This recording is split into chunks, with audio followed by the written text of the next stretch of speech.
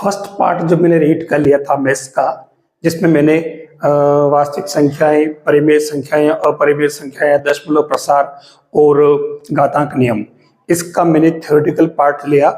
अब मैं आज इस सेकंड वाले वीडियो में जो रीड के लिए बहुत ज़्यादा इंपॉर्टेंस रखेगा, सारे के सारे में इस थ्योरी पर बेस्ड PYQs ले रहा हूं।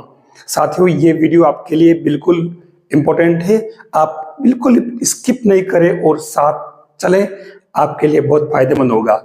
सबसे पहला क्वेश्चन कह रहा है कि 0.6 plus 0.7 bar plus 0.47 bar equal to PQ, तो P अपॉन Q क्या होगा? यानी इसे एक तरह से P अपॉन Q रूप पूछा है। ऑप्शन भी आपके पास में गिवन है। अब क्या करें, इसमें हमें एक एक चीज पकड़ लेनी है।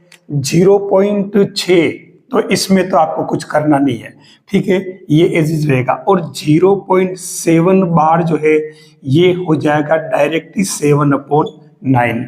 फिर बात आती है 0.47 बार की। तो साथियों, इसके लिए मैंने क्या तरीका बताया, देखिए मैंने सीधा सीधा बार कितने बार है, कितने ऊपर है, एक के ऊपर, तो ये 9 लगा दो। जितने ऊपर बार हो, जितने डिजिट के ऊपर बार हो, उतनी बार आप 9 लिख दे नीचे, ठीक है। अब उसके बाद में आगे आपको 9 के बाद में और 9 लगाना है, और 9 तो लगाना ही नहीं है क्योंकि बार केवल एक पर ही है। अब आगे क्या लगेगा साथियों, दशमलव और बार के बाद बीच में कितने डिजिट है? दशमलव और बार के बीच में कितने डिजिट हैं? केवल एक डिजिट है, चाहे वो 0 हो या नॉन 0 हो, इसलिए यहां पर एक 0 लग जाएगा, ठीक है। अब मत भूलना। और ऊपर क्या आएगा, जो ये एक तरह से पूरा 47 मान ले, इस 47 में से आप इस 4 को घटा ले, कितना आया? 43, ठीक है। तो ये 43 बन जाएगा, ठीक है। ये आ चुका। अब अपने को इसको और इसको तीनों को प्लस करना है, तो ये क्या बनेगा? 6/10 प्लस 7/9 प्लस 43/9 क्या होगा? ये बन जाएगा, एलसीएम ले लीजिए आप 90, और यहाँ 10 जो 9 बार, तो 9 का इसमें कितनी बार जाएगा? 6 बार, मतलब 6 का करो तो 54, फिर 9 का 10 बार, तो ये 70, और यहाँ कोई फर्क नहीं पड़ेगा, कितना आया? 4 और 3 7, और 167/90। ये आपके इस क्वेश्चन के रिक्वायर्ड आंसर होंगे। इजी है मेरे हिसाब से। ऐसा क्वेश्चन आए तो आपको ऐसे क्वेश्चन को रॉन्ग नहीं करना चाहिए। ये 2 नंबर बहुत ज्यादा इंपॉर्टेंस रखते हैं। नेक्स्ट क्वेश्चन क्या कह रहा है? ये कह रहा है √2 और 3 4 12, ये कहाँ बैठे देख लीजिए।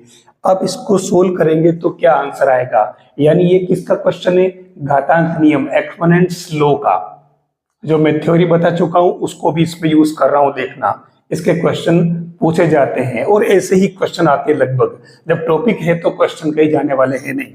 तो क्या आएगा क्वेश्चन में?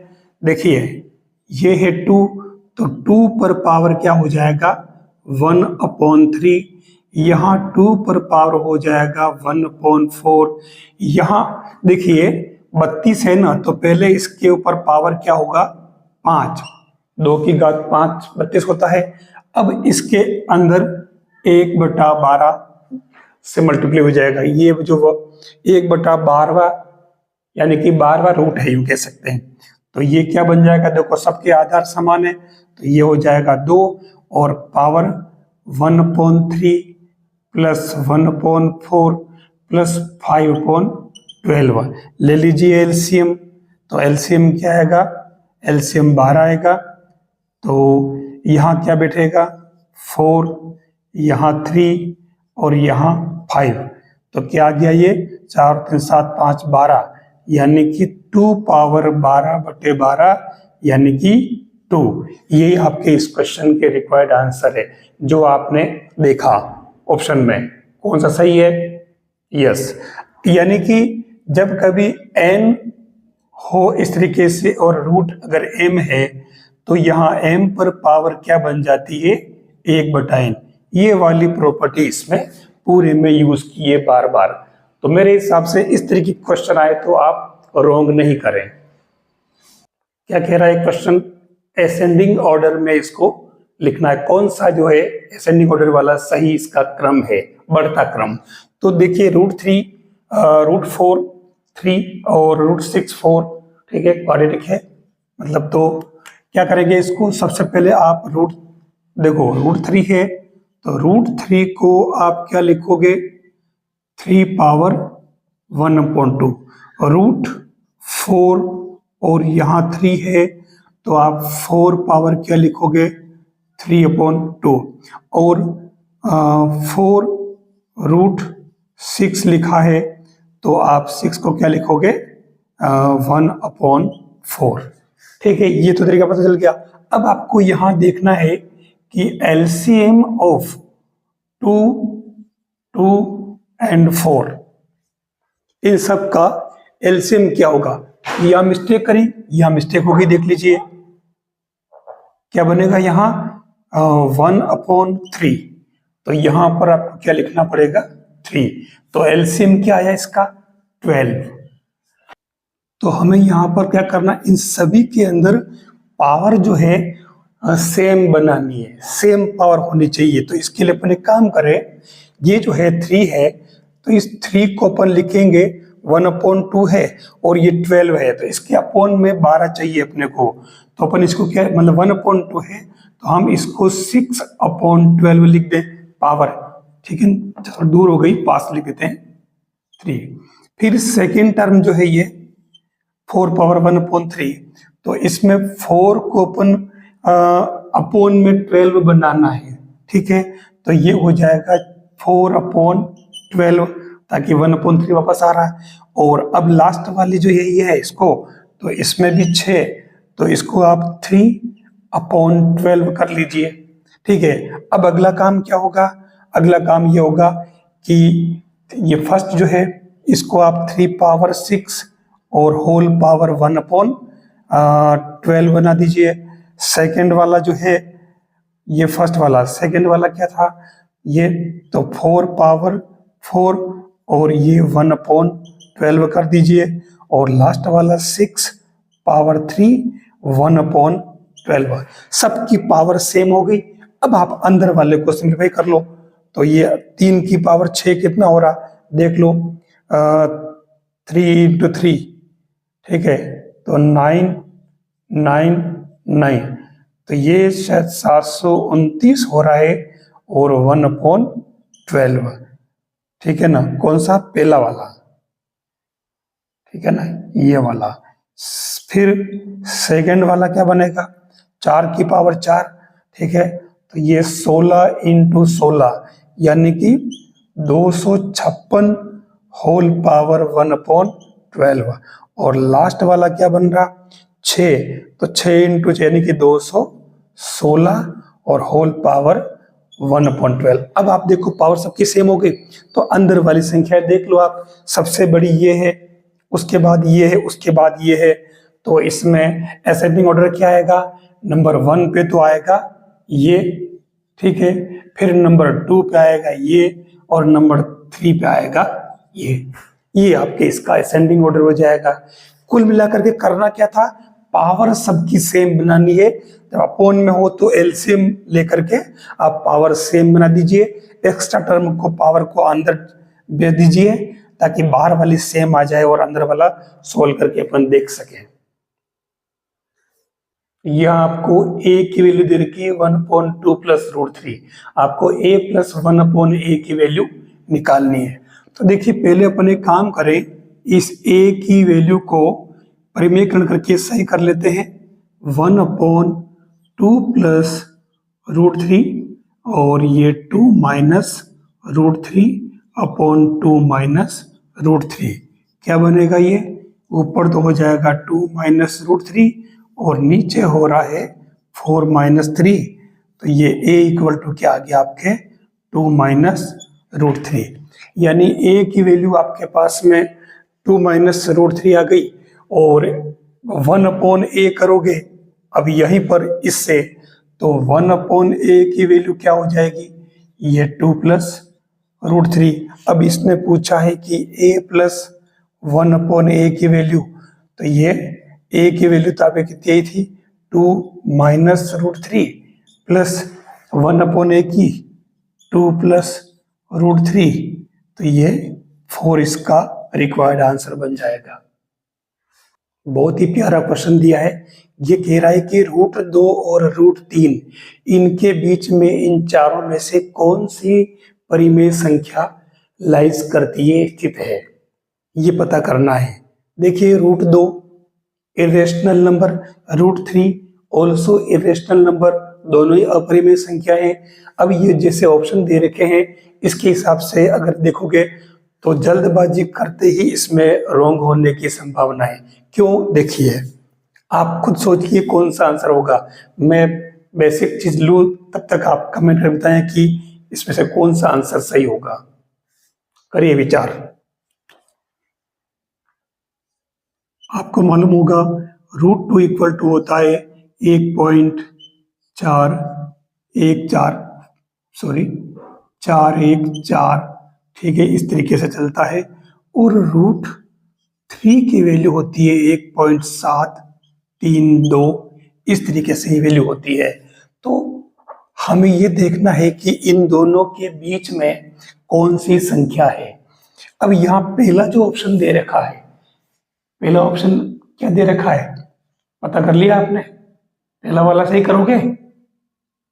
ध्यान रखना यहां इसमें जो रूट 2 का मान ये है, रूट 3 का ये है, और ऑप्शन में आपके एक तो दे रखा है रूट 2 प्लस रूट 3/2। आप इस पर विचार कर रहे होंगे लेकिन ये रॉन्ग आंसर है।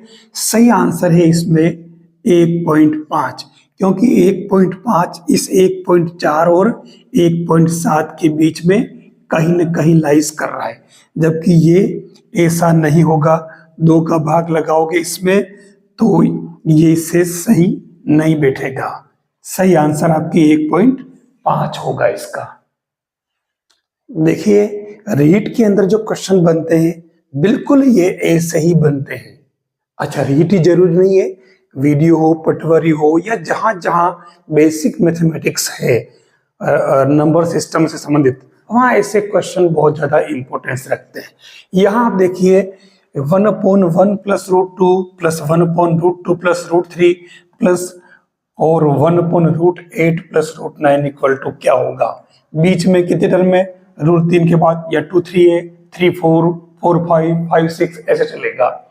हम इन सबको अलग अलग देखिए निकाल लेते हैं। तो सबसे पहले जो टर्म है इनको सबको मैं अलग अलग कर लेता हूं। फर्स्ट टर्म जो आ रही है आपके वो क्या आ रही है, इसको नाम दे देता हूं मैं T1। सबको अलग अलग ले लेता हूं मैं।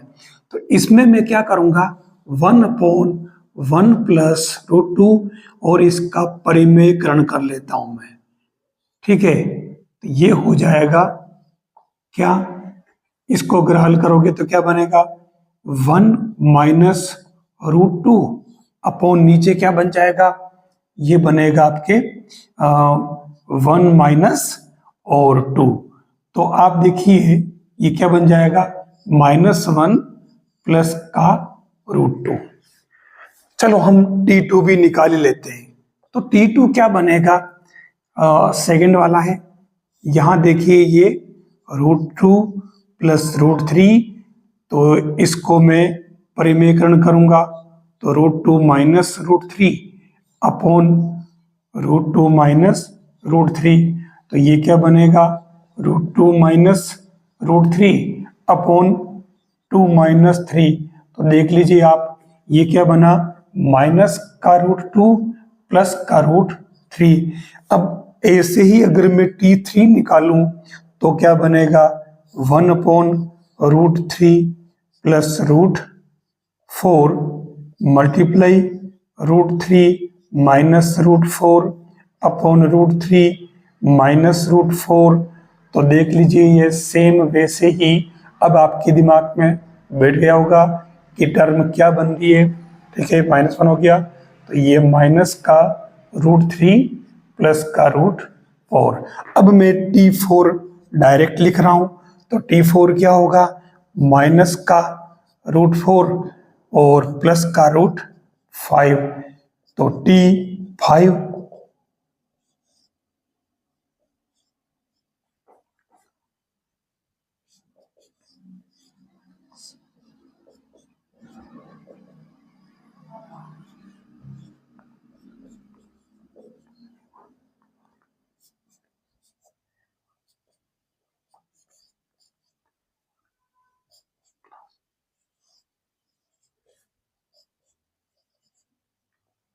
और लास्ट में T8 क्या हो जाएगा, माइनस का √8 और प्लस का √9। ठीक है, हमने सारी टर्म निकाल ली। अब अपन को सबको प्लस करना है, तो ये क्या बनेगा, T1 प्लस T2 और ये कहाँ तक, T8 तक। तो क्या बना, देखो आप इन सबको देखोगे तो यहाँ लास्ट ये √2 से √2 कैंसिल, √3 से √3 कैंसिल, सबको प्लस कर रहे हैं ना अपन। √4 से प्लस √4 से माइनस √4 कैंसिल, √5 से √5 कैंसिल, √6 से √6 कैंसिल, सबको प्लस कर रहे हैं इसलिए। और √7 से √7 कैंसिल, √8 से √ कैंसिल, क्या बचा, माइनस का 1 और प्लस का √9। तो ये हो गया माइनस का 1 और √9 का मतलब 3। तो ये आंसर कितना हुआ, 2। ये इसका रिक्वायर्ड आंसर होगा।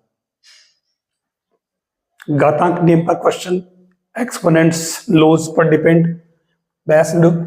यहां देखिए 3 पद दे रखे, इन तीनों का योगफल निकालना है। आंसर क्या होगा, सारे के सारे घात के नियम है, पावर्स के नियम है।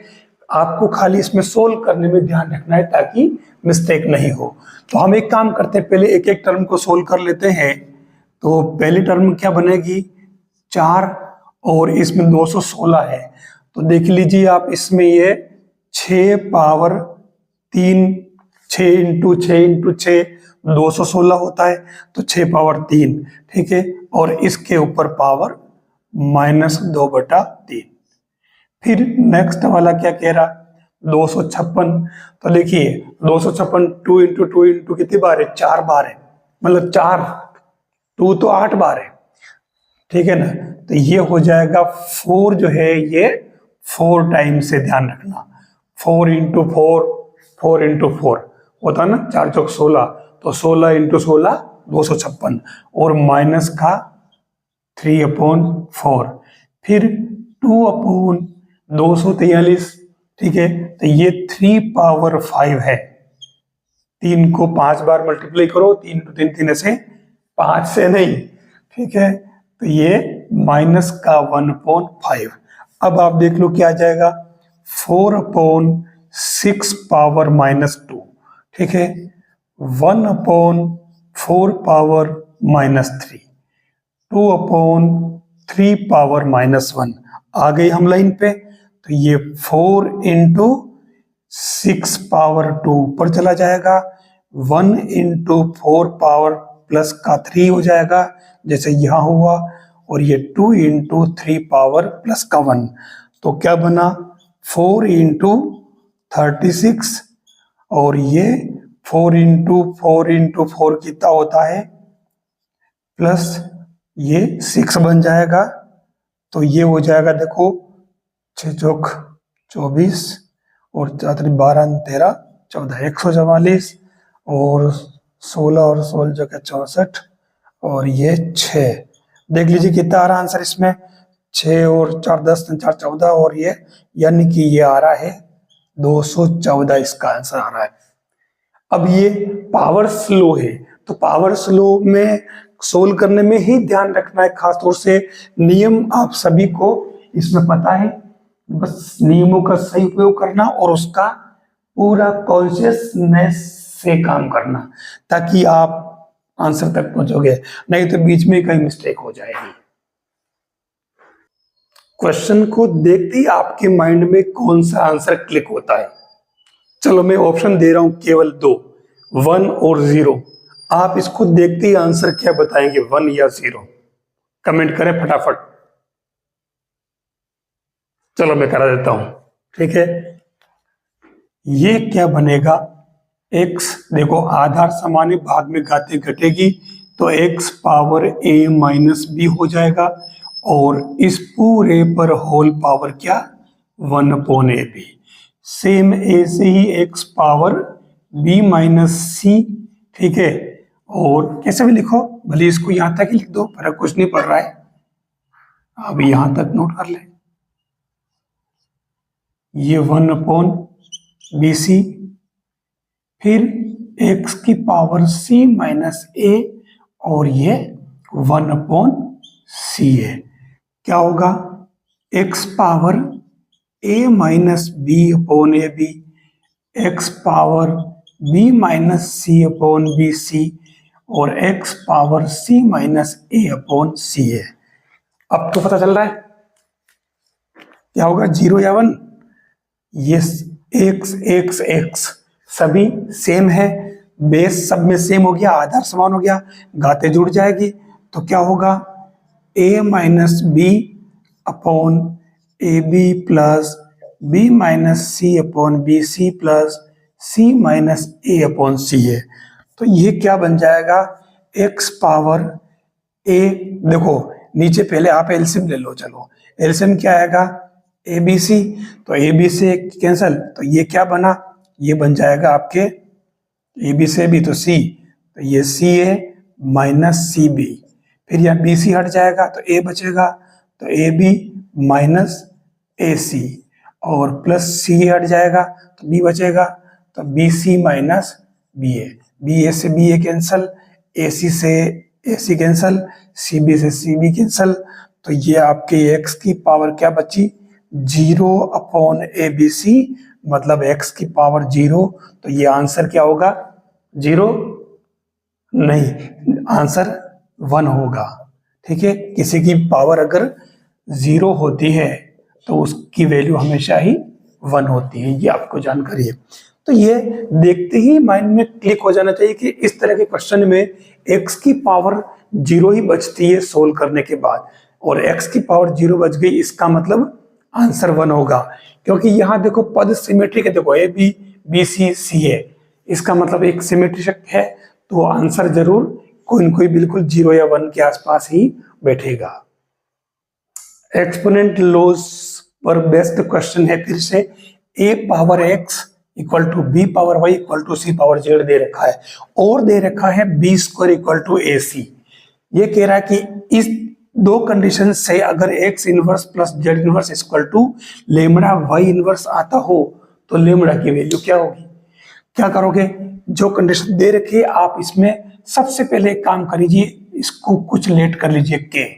ठीक है, अब k मानते ही आप स्टार्ट यहीं से करिए। क्या होगा, सबसे पहले दे रखा है a power x equal to K, b power y equal to B K, और c power z equal to B K. तो उस कंडीशन में इससे तो a की वैल्यू आ जाएगी क्या, k पावर 1/x, इससे b की वैल्यू आ जाएगी k पावर 1/y, और इससे c की वैल्यू आ जाएगी k पावर 1/z। ठीक है, अब इसमें जो कंडीशन दे रखी है सेकंड वाली, इसको यूज कर लीजिए। तो B square equal to A सी दे रखा है, तो आप यूज कर लो, B square equal to A सी। आप इसमें ए बी सी की वैल्यू पुट कर लो, तो बी की वैल्यू क्या आ रही है, देखो आप के 1/y, और इस पूरे के ऊपर होल स्क्वायर कर दीजिए, और ए आपके क्या है, के पावर 1/x मल्टीप्लाई सी क्या है, के पावर 1/z, तो ये के पावर हो जाएगा 2/y, और यहाँ के पावर आधार समान है तो दोनों घातें जुड़ जाएगी, 1/x प्लस 1/z। अब जब आधार समान हो तो घातें भी समान होती है, तो आप यूज कर लीजिए इसके अंदर, ये 1/x plus 1/z equal to 2/y, यानी कि x inverse plus z inverse equal to 2y inverse, जो कि आपके लेमड़ा y इनवर्स यानी कि लेमड़ा कितना आ गया आपके 2। ये आपके इसमें रिक्वायर्ड आंसर हो जाएगा। लो, दिखने में कितना इजी क्वेश्चन लग रहा है, लेकिन आप देखो इसमें पूछा क्या है, √7 प्लस 2√10 किसके इक्वल है, जो ऑप्शन दे रखे हैं आपके सामने। अब यहां देखो तो डायरेक्ट पता नहीं चलता, लेकिन एक आइडिया जरूर लग सकता है। देखिए आप इसमें क्या करोगे, यहाँ बीच में दे रखा 2√10, इसका मतलब ये बीच वाली टर्म क्या बन रही, देखो 2 और 5 इंटू 2, ठीक है। तो इसमें आप क्या करोगे, समझने वाली, मैं केवल इसी से आगे बढ़ रहा हूं, जो क्लू मिल रहा है, √2 इंटू √5 इंटू √2, ठीक है। और आपने एक इक्वेशन पढ़ी है कि a² plus 2ab plus b² equal to a plus B whole square, ये सभी आप जानते हो, लेकिन समय पे किसको कहाँ यूज करना ये हमें तुरंत याद आना चाहिए। मैंने अभी केवल एक टर्म को, यहाँ इस 7 का कुछ भी नहीं किया है, लेकिन ये इस 7 का क्या करना वो हमें इसमें नजर आ गया, देख लो आप। हम इस 7 को क्या करेंगे, इस 7 को लिखेंगे 5 प्लस 2 और बाकी ये पूरा रूट पड़ा रहने दीजिए, ठीक है। अब इसमें सेकेंड वाले में देख लीजिए, ये √5 था, मैं इस √5, एक खाली 5 था तो मैं इस √5 करके और स्क्वायर कर दूं, ये ओनली 2 था तो √2 करके और स्क्वायर कर दूं, और फिर मैं इसे रूट जो पूरा पूरा चलने दो, मैंने इस टर्म को यूज किया, इस आइडेंटिटी को। अब आप देखो तो ये a² plus 2ab plus b² बन रहा है, तो ये क्या बन जाएगा, ये बन जाएगा आपके √5 प्लस √2 होल स्क्वायर और इस पूरे का रूट। तो देख लीजिए फाइनली आंसर क्या आया, √5 प्लस √2, ये आपके इसका रिक्वायर्ड आंसर बन जाएगा।